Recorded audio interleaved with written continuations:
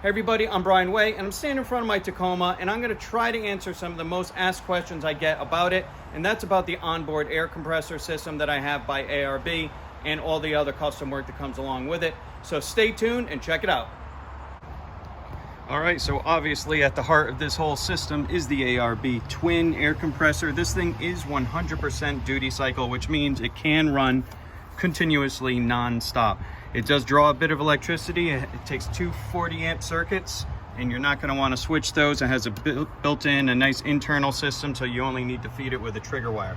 So coming off the top of this, I use hydraulic line. These are hydraulic crimp fittings. We actually have a company right local to us that makes these, so it wasn't a big deal. So this goes down into a T, regulator, and as you can see, I have a pressure gauge. Now this gauge is controlling only the fitting in the back of the truck where I use to fill up bike tires and the truck tires and everything like that. So coming off the front side of this T, you can see that another hydraulic line, could sort of see it wraps around. The air cleaner comes around the washer fluid tank and then dives down into another inlet. I drilled a hole through that plastic right there, that air guard, and goes into the side of this tank. You get a better view there of the switch and the petcock for draining this tank. So that is a 1-gallon tank by Vair, if that's how you say that, I'm not really sure, but I did choose that tank because of the fittings, specifically because of how many inlets, outlets it has. And this one coming out up here loops around and comes into this solenoid, and that powers my horn blasters. What does it do? So custom bracket coming off here, which supports the T. This is drilled through it. Solenoid, everything kind of loops through, all the wires are taped up.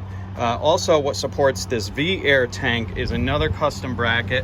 So real simple welded bracket, took a piece of angle iron and then a piece of flat steel and bolted it right through and grabbed those nuts on the back side of the radiator support. Little note about all the electrical work in here, everything does go right up into the dash. All my accessories are controlled through Switch Pro 8, and on top of the Switch Pro 8 I have a module right here, and then I created my own system, and this system right here is I have a separate relay for ignition switched, parking lights, the hood, spare relay, and from each of these relays they go to bus bars that are underneath this system.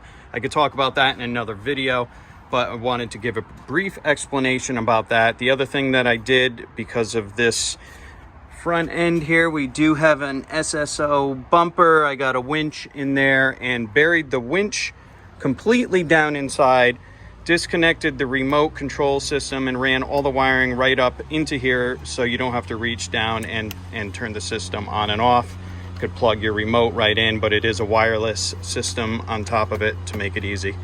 And to go back to the hydraulic lines that I have coming off, the one that comes off the back side of the regulator is a 16-footer. It drops down, wraps around the side of the frame, goes all the way back and loops up into here. I removed the light, came up with a right angle fitting and went into this additional ARB fitting right here.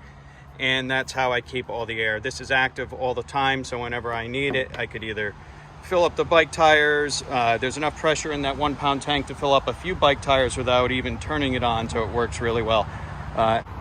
As you can see, I do have a recovery kit here. This is in the truck all the time. It keeps houses the air line, all the different fittings, bike fittings, truck fittings, tow strap, jumper cables. I even have, because I've learned my lesson, I even have a kit in there for repairing tires.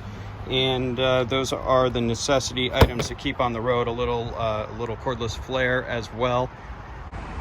Hey, so hopefully that answered a bunch of questions that a lot of you were having about the system in my truck with the ARB and all the lines and fittings and everything I have all over the place. So if you have any questions, please leave them in the comments below. I'll do my best to get back to you. And as usual, I'll ask you to please subscribe to my channel. There's always some cool, unique, and different things. You never know what you're going to find on here. So thanks a lot. Have a great day.